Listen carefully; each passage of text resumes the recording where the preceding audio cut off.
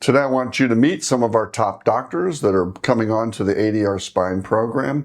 Remember, this ADR Spine website is a place for you to find qualified spine surgeons who do artificial disc replacements. So we're going to welcome Dr. Strenge.